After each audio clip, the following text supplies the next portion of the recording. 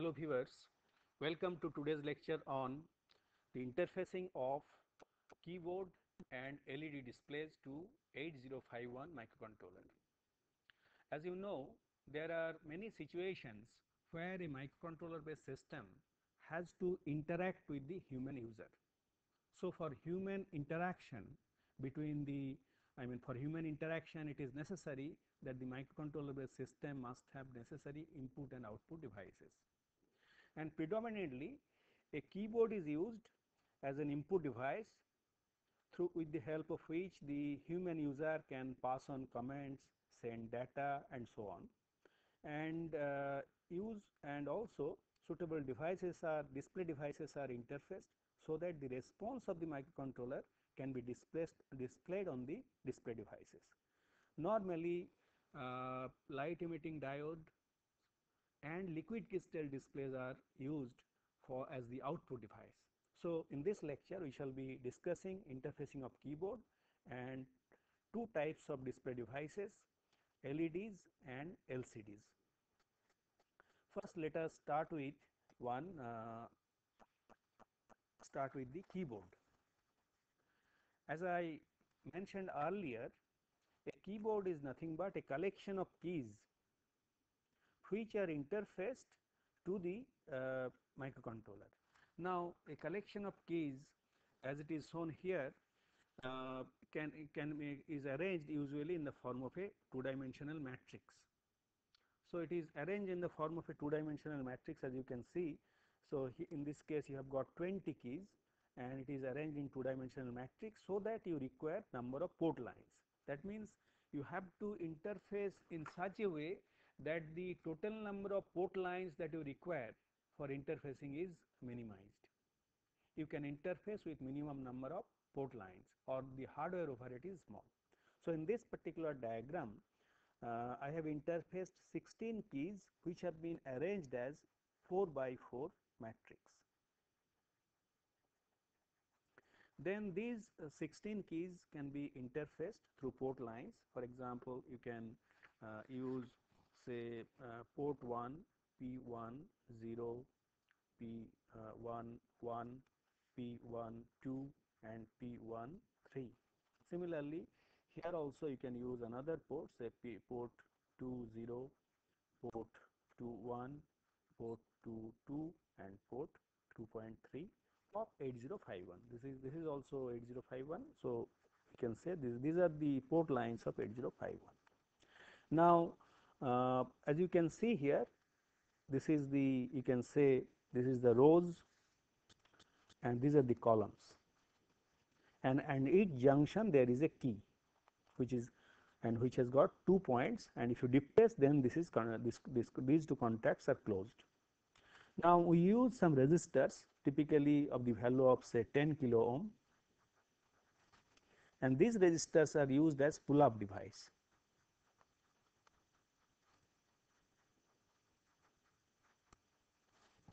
And these pull up devices are, that means whenever it is connected to some input.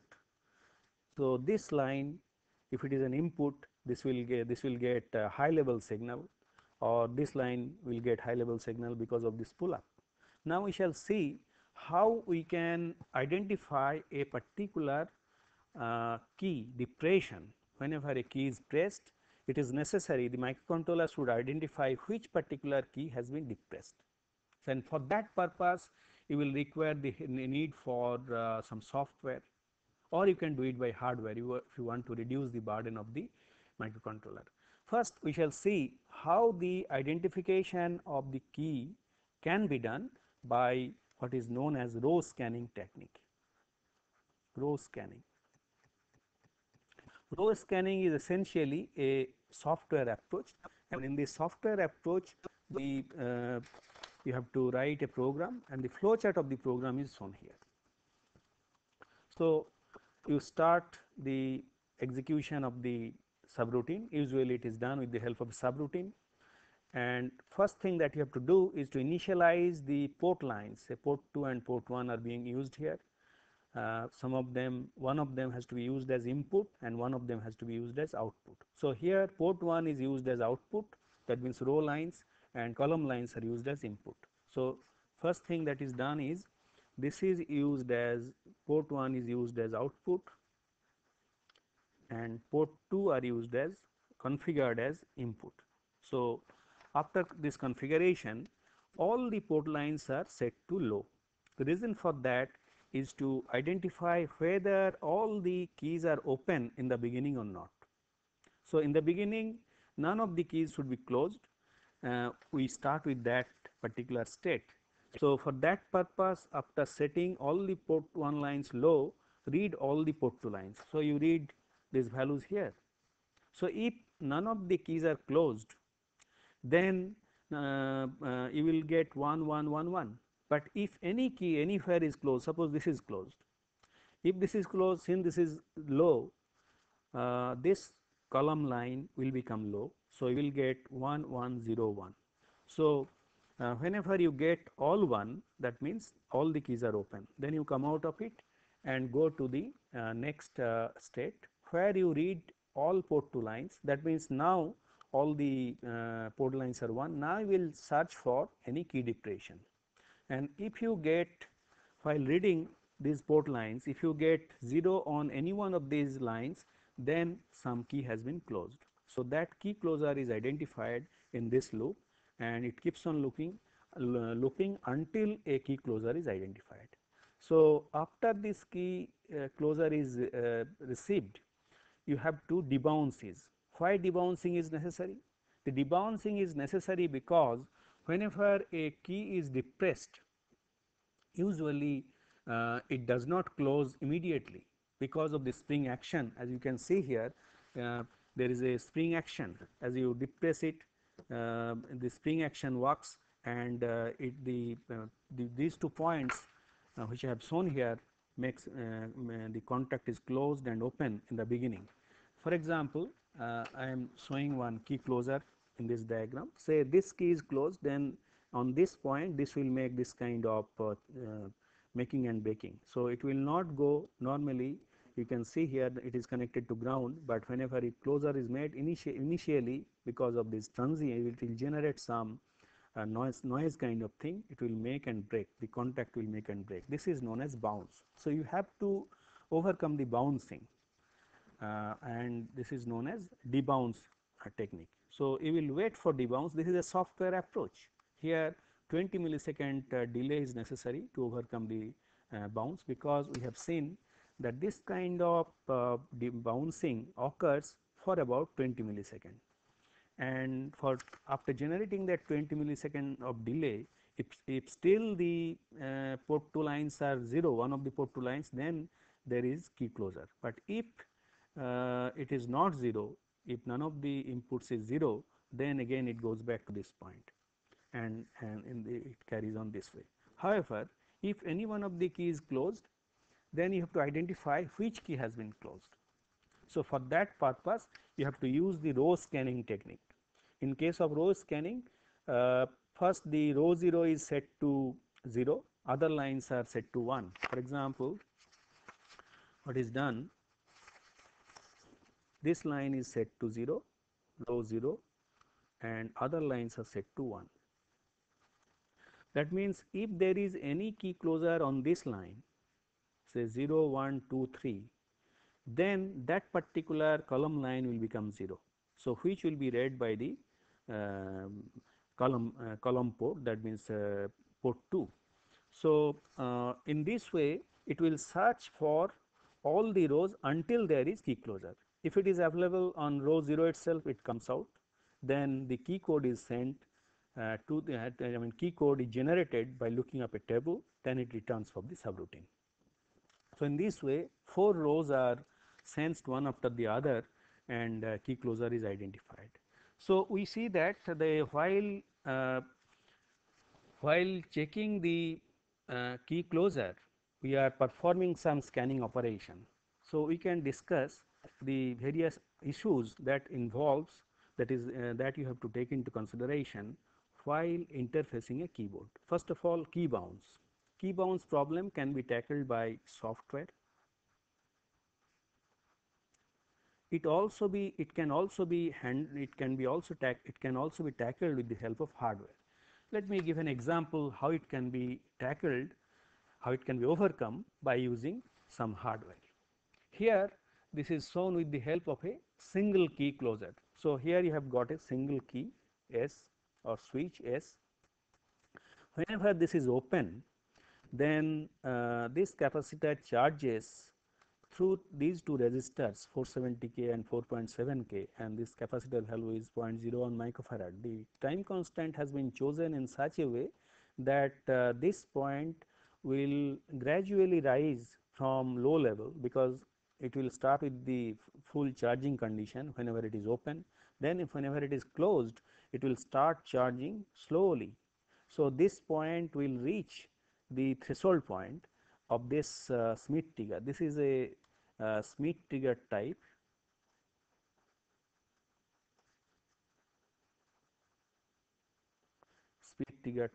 inverter.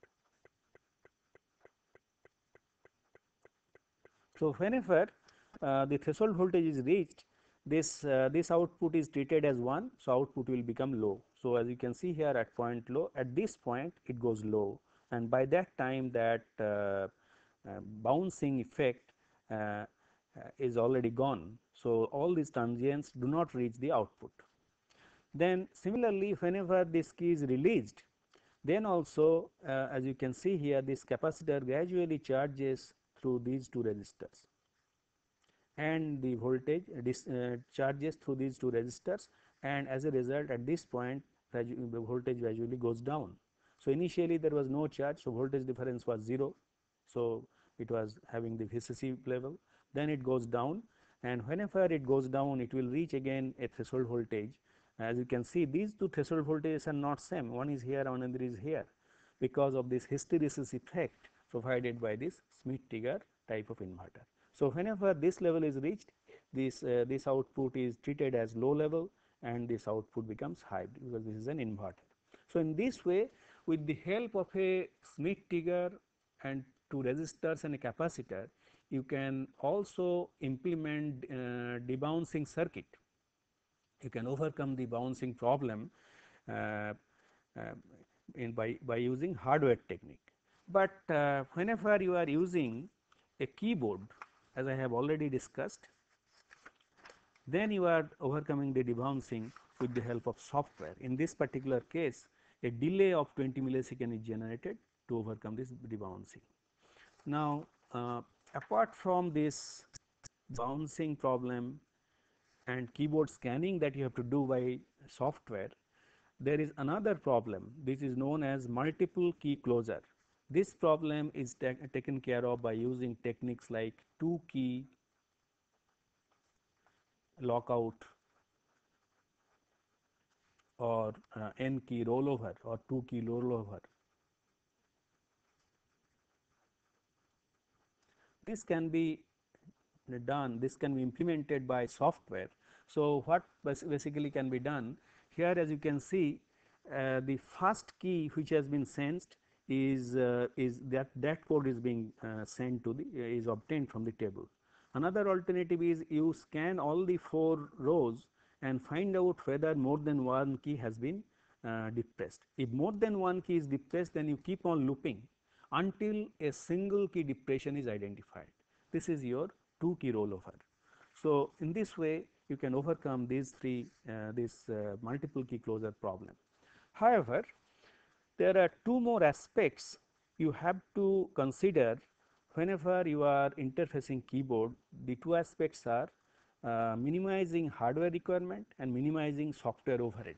Whenever you are interfacing a keyboard, obviously you have to use some software to identify the key closure and some hardware for interfacing. It is necessary to implement this with minimum hardware and software. And to minimize the hardware, some technique has been developed or some extra hardware is available, which is known as keyboard encoder. A keyboard encoder can be used, which actually reduces the hardware requirement for interfacing a keyboard. Let me explain with the help of an example how the how a 4 by 4 matrix, say keyboard, this is a 4 by 4 keyboard that has to be interfaced through a keyboard encoder. Let us see how it is being done. So, these are the 4 lines, these are the column lines, row lines, and these are the 4 column lines. Instead of directly connecting to the port lines, a keyboard encoder is used in between the port line and the keyboard. So, here we use one keyboard encoder. So, here is the keyboard encoder. So, these are the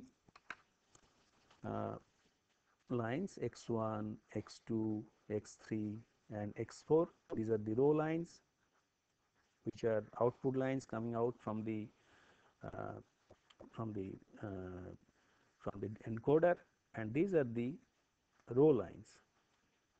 So, you require 4 row and 4 column. These are the y1 lines, y1, y2, y3 and y4. Now, this keypad encoder produces 4-bit code corresponding to the key which has been depressed, and these are produced on 4 lines D, C, B and A. So, on this the code of the key which has been depressed is generated with the help of this keypad encoder, and it does automatically with the help of an oscillator, it does the scanning. So, there is a built-in oscillator inside the chip, and for that purpose you will require an external capacitor, and which has to be connected to the oscillator input of the keyboard encoder. Now, it has got chip output enable line which has to be grounded, so that you get the output lines, and there is one DA, data available output, which can be connected to the microcontroller through port lines, and it can be used, say, to interrupt the microcontroller if necessary. That means you will require only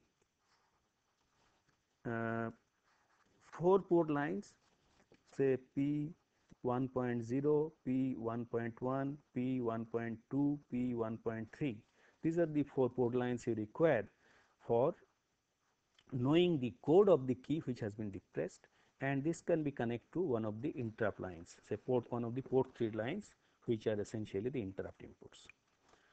And this inverter is needed because here it is high active and interrupt input is usually low active. So, an inverter is used in between.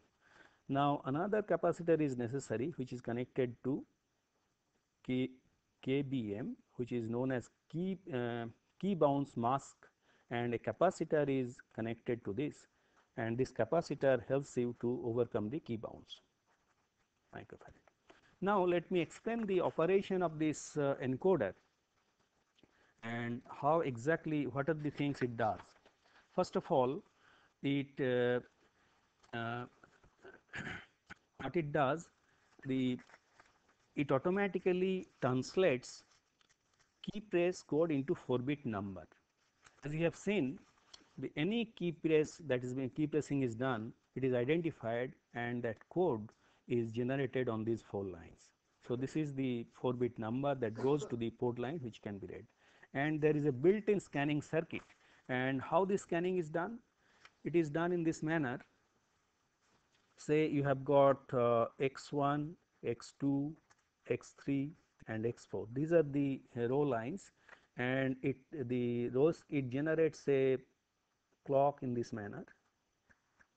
Then on x2 also it is generated after one clock period, on x3 it is generated in the next clock period, then it is generated on x4, and in this way it scans the rows one after the other, and in 4 different clock cycles, and after the scanning, using scanning all the rows, it generates the code on these 4 lines. That means the code of the keyboard is generated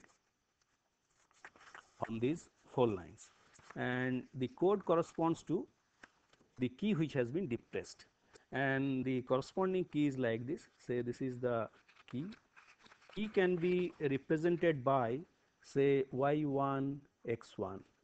That means y1 x1 is the key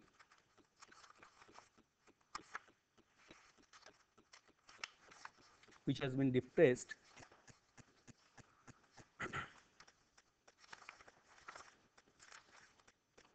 We have already shown you the keyboard. Here is the keyboard. So this is your, we can say this is x1, x2, x3 and x4. This is y1, y2, y3 and y4. This is how it is connected. Now these keys here, as you can see, the code is generated for this particular key, say x1 and y1. When this key is depressed, it generates the code 0000 on D, B, D, C, B, A lines. So in this way, this is y1 x2, the code is 0001, y1 x3, code is 0010 and so on. In this way, it can generate the code of 16 keys, y4 x4, and corresponding code is 1111. And this code is generated when? It is generated with the help of the DA output line. So key closure is indicated by an output DA line. So on this line, whenever this line is high, that means then the key code is obtained on the on DCBA output. Now this line can be used to interrupt the microcontroller 8051 to read the key code. Whenever you use in interrupt driven mode, you, then in that case it will generate the interrupt and you can read the keyboard with the help of these 4 lines. Now another important feature of this particular device is that by using a single capacitor overcomes the key bounce using a single capacitor connected to the key bounce masking input. So if you by, for example, here 0.1 microfarad capacitor has been connected, the key bounce time that can overcome is about 10 microsecond, 10 milliseconds, sorry. So 10 millisecond key bouncing can be achieved, debouncing can be achieved by connecting a capacitor of 0.1 microfarad. You can put little bigger capacitor to make it 20 millisecond and so on. So you can see here the keypad encoder is reducing the hardware need, hardware overhead, minimizing the hardware requirement. For example, you require only 4 port lines in addition to a single input for the interrupt, and you can interface 4x4 keypad. In fact, there are 2 types of devices. This is your 74C922, which can interface to a 4 keypad encoder. There is another one, for example 74C923, which is a 20 key encoder. And in this case, the keyboard has to be arranged in the 5x4 matrix. So we see that this encoder helps you to minimize the hardware that you require for interfacing to the microcontroller. Just one chip is sufficient for interfacing to a 4x5 or 4x4 keyboard. So depending on the size of the keyboard, if it is a, say, 4x5 keyboard like this, here it is a 4x5 keyboard, you will require this particular device, this encoder, 74C923 encoder for interfacing the keyboard to the microcontroller. Now it also reduces the software burden. For example, this particular row scanning which was done by software is no longer required. The microcontroller is free from this mundane job, and automatically the hardware, this particular keyboard encoder, is doing it because of the built-in circuit provided inside this, and it does the scanning and then it can interrupt the processor to send the code through these port lines. So this is how the software burden and hardware burden is minimized by using this technique. So Now, so these are the techniques, as I said, minimizing hardware requirement and minimizing software requirement. Now we shall discuss the display devices. So we have seen how a keyboard can be interfaced, the various problems like bouncing can be overcome, multiple key closure problem can be overcome, scanning can be done by hardware and software. Now let us focus our attention to display devices.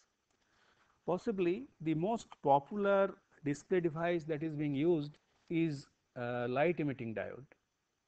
We have already discussed about it, and as you know, either you can have a single LED.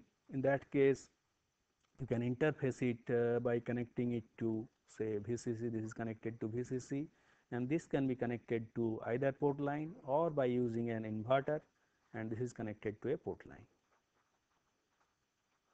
This kind of single LED can display whether some response in yes no fashion. That means whenever something is true, then then light can be emitted from it, and if something is not true, then light will not be emitted. So this kind of response is not enough in many situations, and there is another device which is known as bicolor LED. In bicolor LED, two light emitting diodes of two colors, one is red, another is green, are housed inside the a single LED module. So it can be in two forms. Here you see two LEDs are in parallel and it is a 3-terminal device, or it can be a 2-terminal device where you have got two LEDs connected back to back in the reverse direction. Here also you have got one green LED and another LED. The beauty of this device is that you can get 4 different states. You can get red color. So whenever this is connected to ground uh, and say you make this line high, then you get red color, and whenever you make this line high, then you get green color, and if you do it alternately, then you get, so you can get red, you can get green, and you can get amber as well. So whenever both the LEDs are turned on and off alternately by using some oscillator, and it has to be very quick because of the retentivity of the eye, you know, you can get these two color will mix and produces single color amber, or it can be off. So using a single device you can display 4 different states, and that is why the multicolor LEDs are becoming popular. You can interface it in the same way. Only thing that you have to note is you have got 2 LEDs instead of 1, and similarly this particular type of bicolor LED can also be interfaced. However, the most popular LED display is a 7-segment display, where in a single module 7 segments of LEDs, either common cathode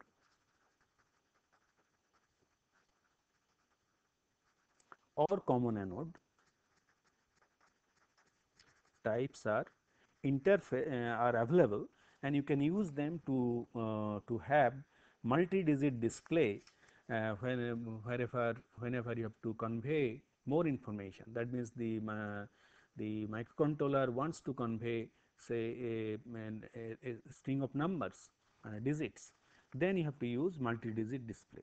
And here also you can minimize the hardware requirement by using suitable hardware device. For example, here we have used a multi-digit driver comprising which can interface to 8 7-segment LEDs. Here you can see 1, 2, 3, 4, 5, 6, 7, 8. 8 display devices are interfaced. You can have this kind of modules on a printed circuit board.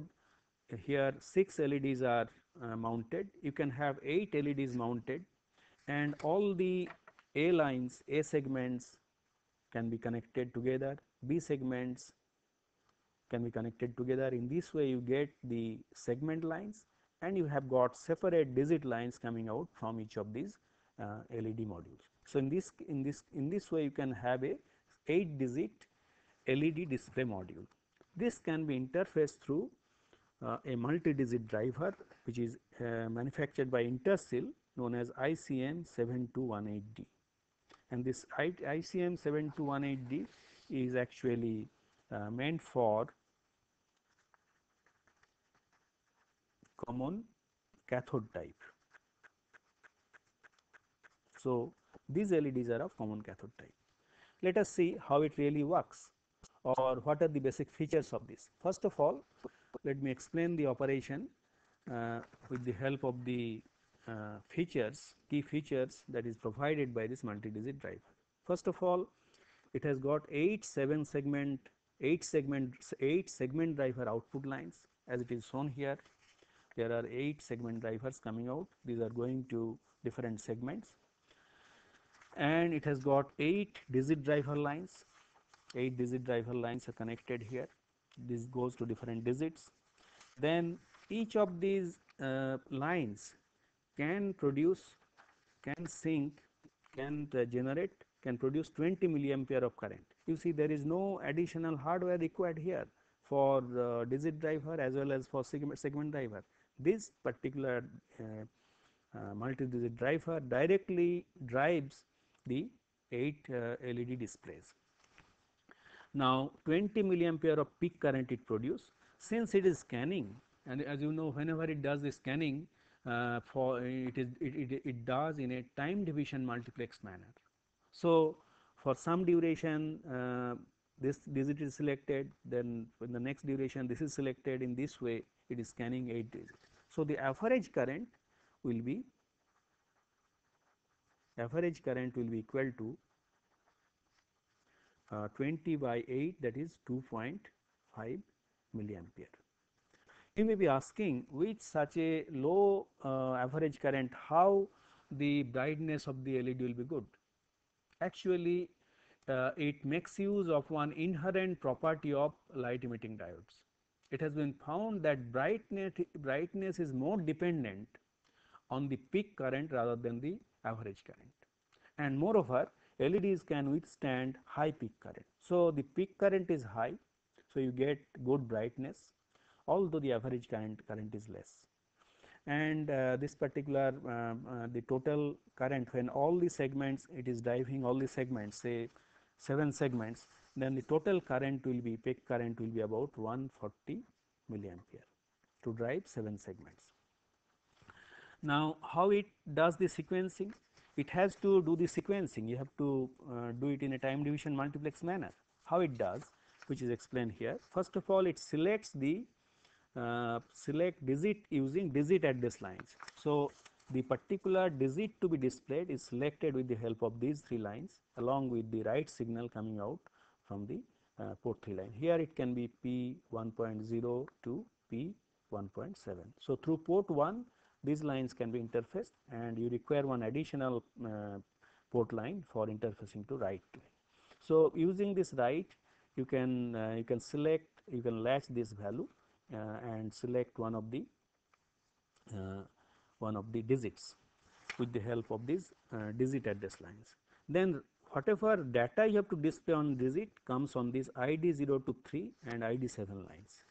So with the help of ID0 to 3, you can display hex code. You can send the information of hex code number 0 to 9, then A, B, C, D, E, F up to F.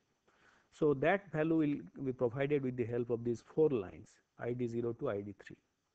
However, if you want to use the decimal points, then ID7 is also required. So that is done with the help of these ID0 and ID7 line. And there are 3 modes of operations. What are the 3 modes of operations? High, low and open. You know, this line, there is a mode line. I have permanently connected to VCC.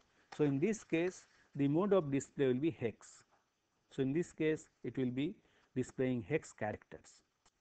However, this line can be connected through a tri-state buffer. So in that case this line can be connected through a tri-state buffer to a port line. In that case, this line can be made high, low, or open. So whenever it is high, it can display hex characters, and if you want to if we make the all the digits off, then you can make this line low. Or whenever you want to display say code B, which is help, then you can open it. Okay, you can apply open line using tri-state buffer. In that case, you get the help signal on the LED displays. And and there are this is your common cathode type, and there is another type ICM 7218C, which is common anode type.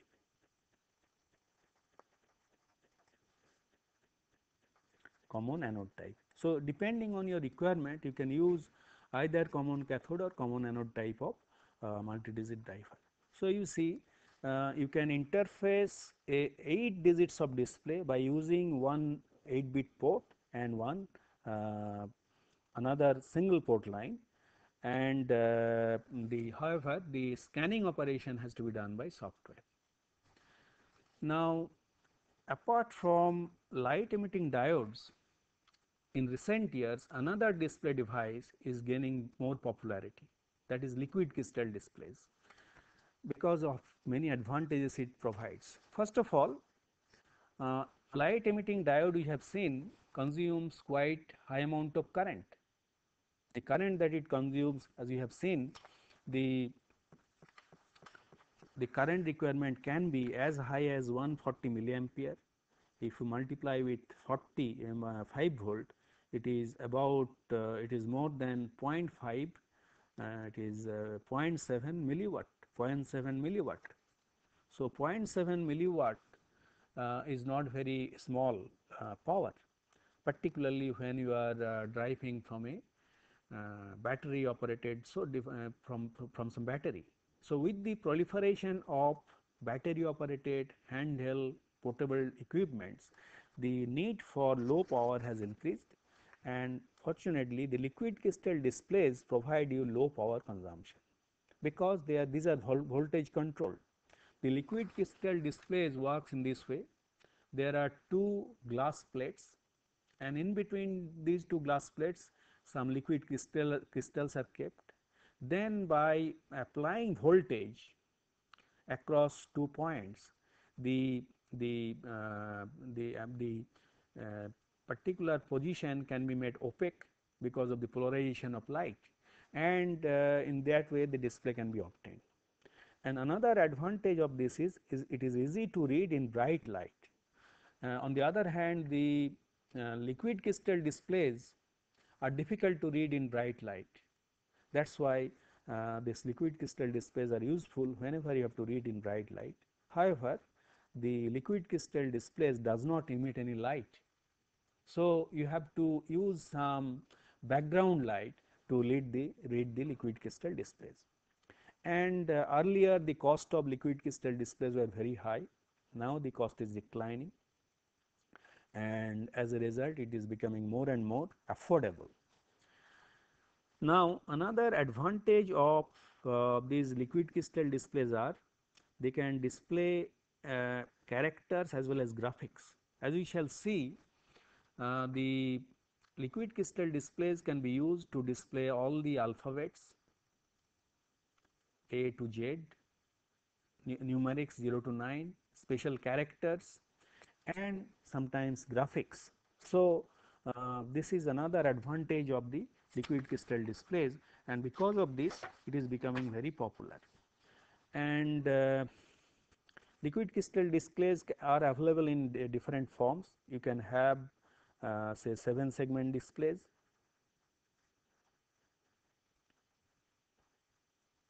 form. Whenever it is available in 7 segment displays, then you can display only characters. However, there is other types available, as we shall discuss.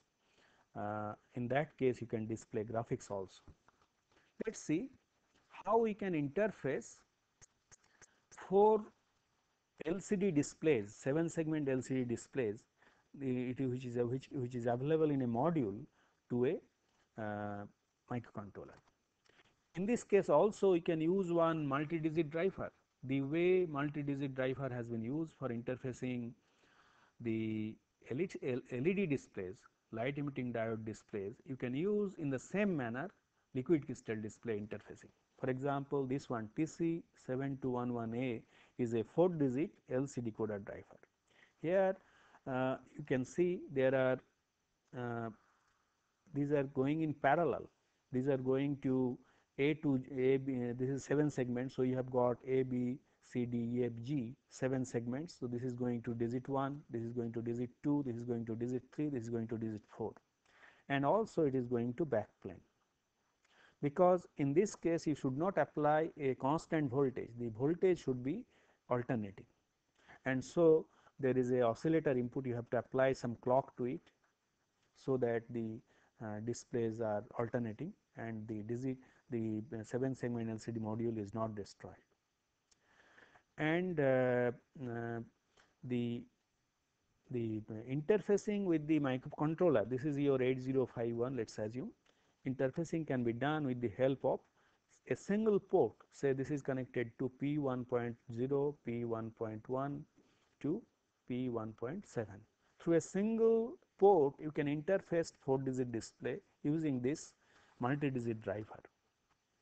So, you can select the digit with the help of these 4 lines D1, D2, D3 and D4, and you can select one of the digits, and corresponding data in hex code is available applied here, and accordingly it is a decoder also, it does the decoding, and corresponding the code for the 7 segment display generated on this and that digital display. So, in this way it does the multiplexing of the digits, and also the corresponding data is displayed. So, here we see with the help of this multi-digit driver you are able to reduce the burden on the microcontroller, because you are able to interface with limited number of port lines. However, you have to do the scanning by software in this particular case. Now, this hardware and software overhead can be significantly reduced by using a special type of display modules. Nowadays, very powerful display modules are available. For example, intelligent controller,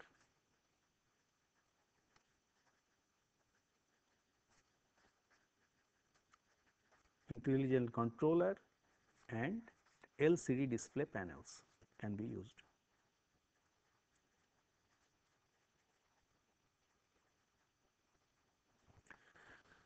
It is like this. So, here for example, we have a LED LCD display module along with the controller built in. So, on the printed circuit board the controller is also connected, and controller is also housed in this particular module along with the display devices, and let us see what are the basic features of this particular display module. So, you can see it is very small in size. Let us look at the typical features of this display, this LCD module. First of all, an LCD panel and small circuit board containing the controller chip is available in a very cost effective manner, and it can interface with the help of 14 pin connections. Here, as you can see, 14 pins are there. These 14 pins, these are the pins which are available. With the help of these 14 pins you can do the interfacing, and these are the lines which are also details are given on the back of the PCB. These 14 lines, 14 pins can be interfaced to the microcontroller. And one popular controller is HD44780 controller, which can control up to 80 characters. So, we are not talking about 8 characters, we can display even 80 characters of information with the help of this controller, and it is very easy to program, as we shall see. And usually the display is available in 2 lines, line 1 and line 2, with 20 to 40 characters on each line. Usually 20 character on each line whenever it is a 40 character display, or 80 whenever it is 40 characters on each line, when it is 80 character display, and each character can be 5 by 8 or 5 by 11 matrix. So, this particular controller can control both for 5 by 7 8 matrix or 5 by 11 matrix. So, you can not only display characters alphanumerics, all the alphanumeric ASCII characters, but also you can display some special type of character, as we shall see. You can display graphics as well. Let us see what is provided inside the display controller. To understand the functionality of the display controller, you have to know what is provided inside the display controller. It provides you character generator ROM, which stores the segment pattern of 192 characters. So, this character generator ROM, it is built in as part of the display controller, where the character pattern of 192 characters are already stored. Usually all the ASCII characters are stored. In addition to that, you have got a character generator RAM, random access memory, which stores segment patterns for up to 16 user defined characters. So, if the 192 character is not sufficient, you want to use some special type of characters. So, suppose you want to insert the logo of IIT Kharagpur, or some special character, a Chinese character or some Bengali character. In that case, you can use this RAM, and 16 user designed characters can be also displayed on any one of these segments. However, you have to remember that these user designed characters are stored in RAM. That means, whenever each time the power is turned on, you have to load the character information in this CG RAM, and otherwise you will not get the display. However, these character patterns which are stored in the ROM, it is non volatile, so they will not disappear. However, the user designed character information will vanish when the power is turned off, and each time you turn the power on, this information has to be loaded in the character generator ROM. So, in addition to this character generator ROM and character generator RAM, it has got 8-bit instruction register, where you can store the instruction, and it can perform 11 instructions, as we shall see. Then it has got an 8-bit data register, where the data about the display can be temporarily stored. Then you have got digit display RAM, which can store up to 80 8-bit character codes. So, up to 80 8-bit character codes can be stored in the digit display RAM, because you have to display the all the 8 characters. That information has to be stored in the display the display DDRAM display RAM, which stores up to 80 8-bit character codes. Then there are 11 instructions. With the help of these 11 instructions, you can perform various operations.